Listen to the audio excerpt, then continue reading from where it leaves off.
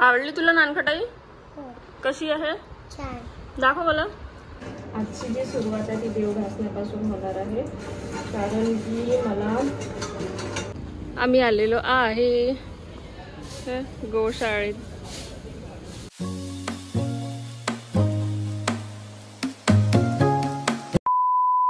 Welcome back with another vlog of Shruti आणि बरंच काही. मी श्रुती तुम्हा सगळ्यांचं खूप खूप मनापासून स्वागत करते माझ्या अनादर ब्लॉगमध्ये. अनादर डे, अनादर दिवाळीचा डे, पहिला दिवस दिवाळीचा बेसिकली. आजची जी सकाळ आहे, आज रांगोळी झालेली आहे. मी तुम्हाला रांगोळी दाखवते मी काय केलं. बट त्याच्या आधी मला आज पूर्ण घराची तर क्लिनिंग झालेली आहे. किचन झाला, हॉल झाला, बेडरूम झाली, अलमाऱ्या झाल्या, फ्रीज झाला, अवन झाला, सगळ्या गोष्टी एकदम प्रॉपर क्लीन झालेल्या आहेत. देवाचा नंबर आज आला. सो आज मला देवाचे भांडे क्लीन करायचे आहेत. बट जे सगळे तेलकट वगैरे असतात ना, ते भांडे मी काय करते ना, पहिले गरम पाण्यात भिजत लावून, हे ते तुम्ही बघू शकता. मी ना पाण्यात पहिले गरम पाण्यात ते भिजत लावले होते, म्हणजे आता ते निघायला ना खूप लवकर निघून जाईल ते. आणि मग त्याच्यानंतर मी देव घासेल. आजचा दिवस जो आहे तो आहे देवाचा. आजची जी सुरुवात आहे ती देव घासण्यापासून होणार आहे, कारण की मला सगळी घराची साफसफाई करता करता देवच राहिले नव्हते, तर म्हटलं आज पहिले देव घासून घेते. तुम्ही कोणती डिझाइन काढत आहे रांगोळी. आजची जी मॉर्निंग आहे, आजची जी सकाळ आहे ती एकदम रांगोळीने झालेली आहे. मला म्हणून मी शेप्स बघून जाणार.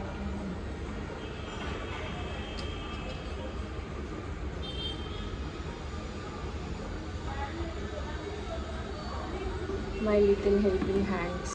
या मुलीला आजपासून लागलेल्या आहे सुट्ट्या. बघा, अधिराने काढला. ही स्पेशली मी अधिरासाठी घेऊन आली होती, पण तिला एकदम कॉन्फिडन्स आला पाहिजे, हो ना? काय रे?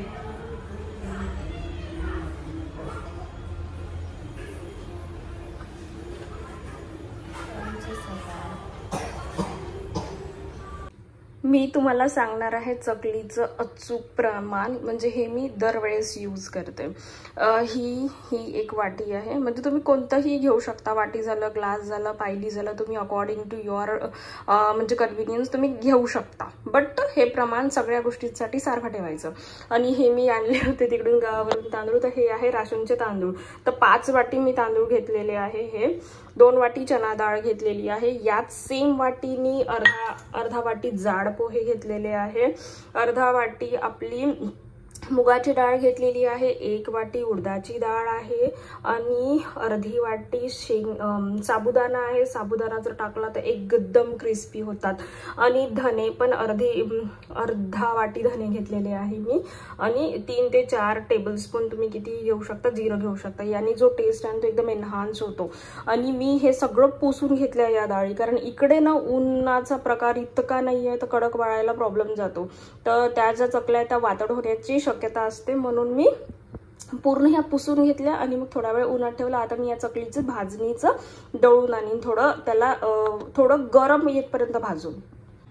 चकलीची जी भाजणी आहे ती बनवून मी ठेवलेली आहे उन्हात थोडीशी गरम व्हायला. आणि त्याच्यानंतर तुम्हाला माझ्या स्लॅबवर दिसत आहे हे जे सगळं सामान दिसत आहे, हे आहे नानखटाई. येस, मी बनवणार आहे नानखटाई. अधिरा मला सांगून गेली की तिला लाडू खायचे आहे, नानखटाई खायची आहे, म्हणून मी आता नानखटाई बनवत आहे. सो तुम्हाला जी आज रेसिपी दाखवणार आहे त्याच्यात सगळं नानखटाईचं सगळं सामान आहे. ठीक आहे, एकदम सुपर इझी आहे. खूप लोक तुम्ही बिलकुल अर्ध्या तासात बनवू शकता.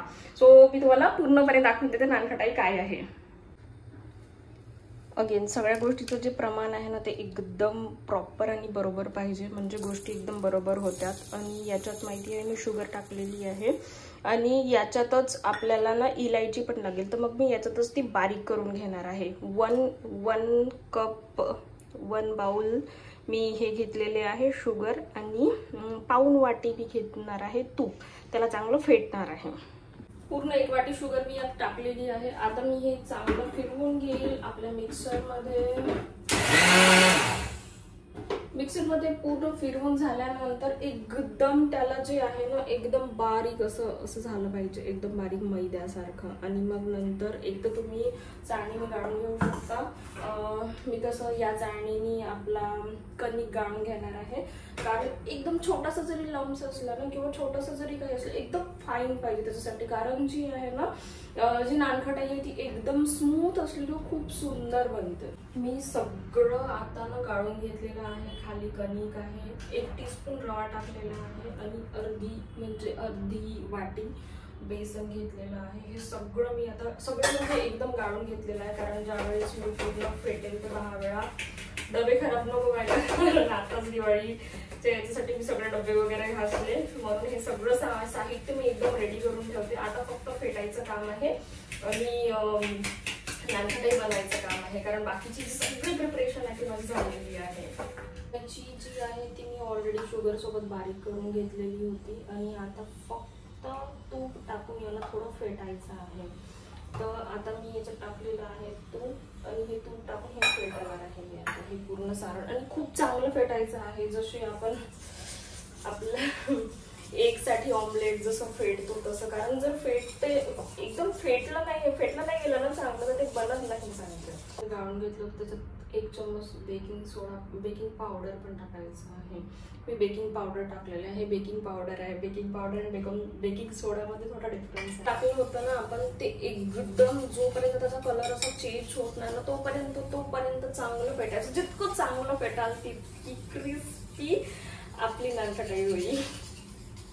मला तुम्ही बघू शकता याचा थोडा कलर चेंज होतपर्यंत आपल्याला करायचं. जे साईडने मी सगळं मिक्स करून ठेवलं होतं ना ते सगळं मिक्स केलं. त्याला मिक्स केल्यानंतर आपलं त्याला चांगलं याच्यातही चांगलं फेटायचं, सगळं लागलं पाहिजे आणि ते हाताने खूप जास्ती चांगलं होते. आणि जोपर्यंत त्याचे असे गोळे बनत नाही तोपर्यंत ते करायचं आहे, कारण की आपल्याला नानखटाई बनवायची आहे. तर किंवा जर समजा याच्यात जर तूप थोडं गोळा बनत नसेल तर तूप थोडं कमी झालं असेल तर तुम्ही थोडं तूप लावू शकता, ठीक आहे. बट जास्ती नाही. आणि एकदम असे पेड्यासारखे गोळे बनवायचे.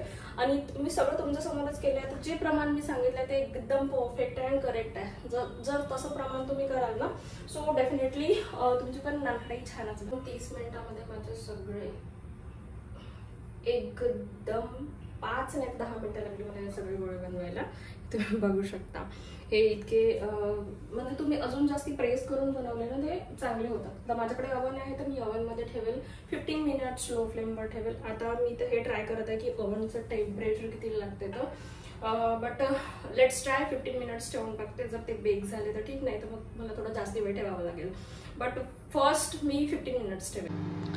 तोपर्यंत मी हे बेक करायला ठेवलेलं आहे. आणि माहिती आहे म्हणजे इतकी एक्सायटेड आहे मी, इतकी एक्साइटमेंट आहे मला. म्हणजे जेव्हा लहानपणी असं होत होतं ना की आपल्याला खायचं आहे तेव्हा कशी एक्साइटमेंट होते तशी एक्साइटमेंट मला होत आहे की म्हणजे ते कसे होणार आहे, कसे बनणार आहे. So let's see, wait for the 10 minutes मोर.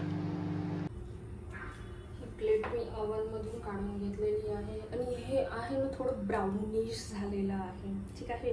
आणि हे गरम असते ना तर थोडं ना ते नरम असते, तर बिलकुलच त्याला हात नाही लावायचा जोपर्यंत ते थंड होत नाही. तुम्ही बघू शकता ब्राउनिश झालेली आहे. आता हे ज्यावेळेस पूर्णपणे थंड होऊन जाईल ना त्यावेळेस मी तुम्हाला फोडून दाखवेल की ती कशी झाली म्हणून. So stay tune till the end.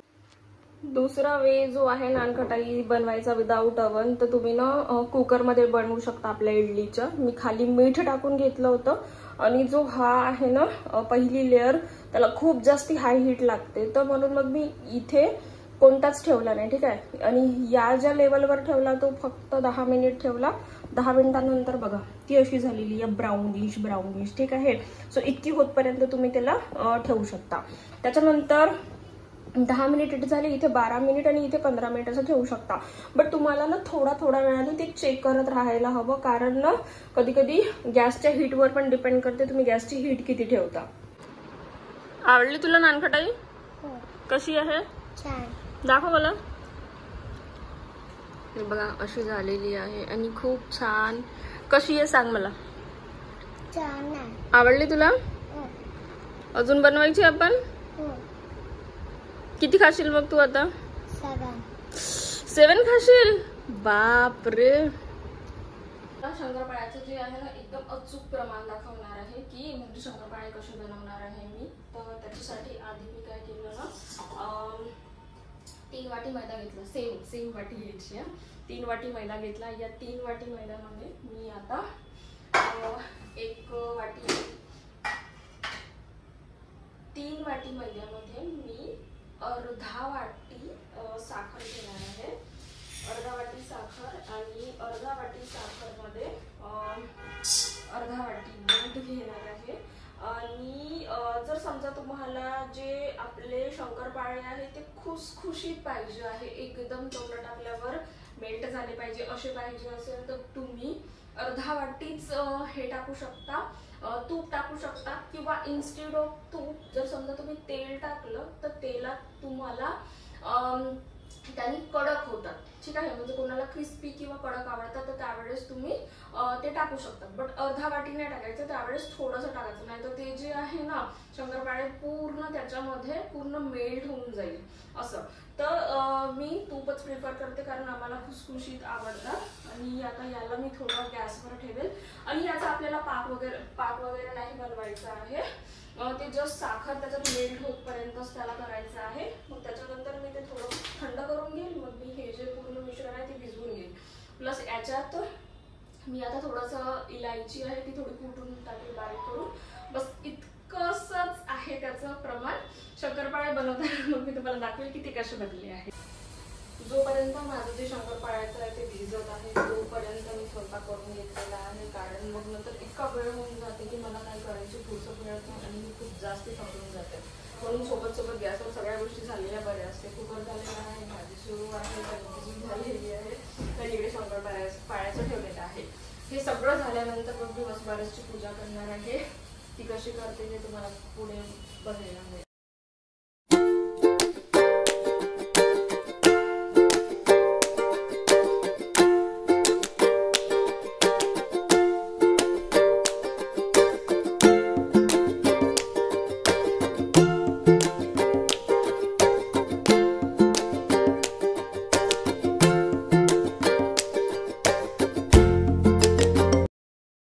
तेल मी गरम करायला ठेवलेलं आहे. तोपर्यंत मी हे सगळे शंकरपाळे आहे हे पूर्ण असे पाडून घेतलेले आहे.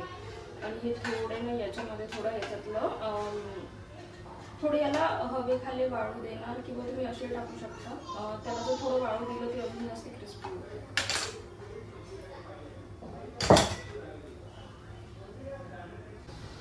थोड्या मध्यम आचेवर मी यांना ना थोडं होऊ देत आहे. थोडं ब्राउनिश होतपर्यंत करायचं. जास्ती जर केले तर ते पुन्हा कडक होऊन जाईल. तर हे थोडं मी केलेले आहे. स्टार्ट केलं का? पूजा करायच्या आधी मी हा जो आलेला आहे ना राऊतच्या ऑफिसमधून आलेला जो पार्सल आहे हा ओपन करून बघत आहे. कारण सकाळपासून या पोरीने माझं डोकं खाऊन ठेवले आहे. मी म्हटलं आता मी पहिले पूजा वगैरे करेल, पूजा झाल्यानंतर आम्ही पार्सल ओपन करू. बट आता पहिले पार्सल ओपन करते. लेट्स सी पार्सलच्या आतमध्ये काय आहे. Is cute. आता बघा मी याच्यात काय आहे. 1 2 3 ये बापरे, पूर्ण ड्रायफ्रूटचे लाडू बनवू शकतो. इतके सगळे ड्रायफ्रूट्स जमा झालेले आहे आमच्या जवळ. आणि मी आत्ताच डीमार्ट ज्यावेळेस गेली होती तर सगळे ड्रायफ्रूट मी 1 kg घेऊन ठेवलेले आहे. आता घरचे जे माझे ड्रायफ्रूटचे डबे आहे ना त्या ड्रायफ्रूटच्या डब्यातही जागा नाही आहे ठेवायला. तर मला तरी असं वाटतं की मी ड्रायफ्रूटचे लाडू बनवायला पाहिजे.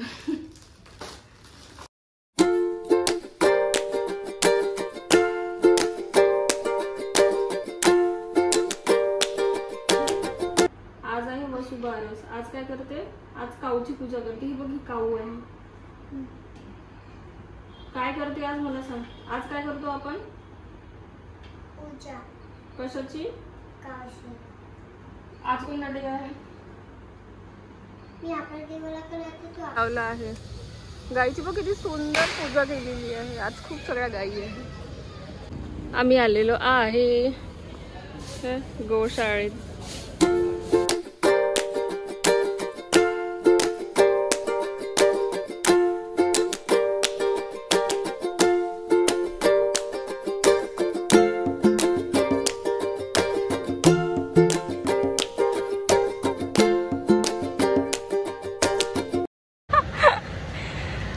आता मी याच्यावर दिलेली आहे चकलीचं पीठ, चकलीची भाजणी. आज चकलीची भाजणी भाजून येणार आहे आमच्या घरी.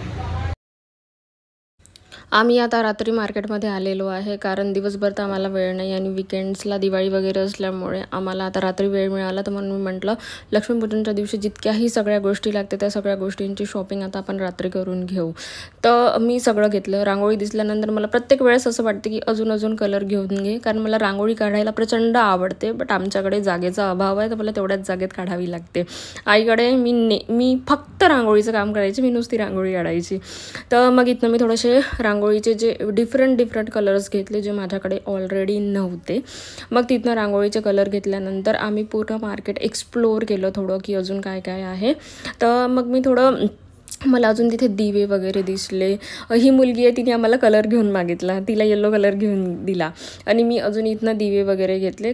मला जितकंही सगळं सामान दिसलं मी त्याच्यातलं काही ना काही थोडं सामान घेतलं, कारण त्याही लोकांना दिवाळी सेलिब्रेट करायची आहे. आपण ज्यावेळेस त्यांच्याकडनं खरेदी करू त्याच वेळेस ते लोक दिवाळी सेलिब्रेट करू शकणार. सो म्हणून मग मला ज्याही गोष्टी वाटते नेसेसरी वाटते त्या सगळ्या गोष्टींची मी तिथनं खरेदी केली. तर काल काय झालं ना, काल रात्री आम्हाला घरी येता 12 वाजले आणि 12 वाजल्यानंतर मी इतकी जास्ती थकली होती की मी व्हिडिओ एंड नाही केला. म्हणून कालचा जो व्हिडिओ आहे वसुबारसचा तो व्हिडिओ मी आज एंड करत आहे.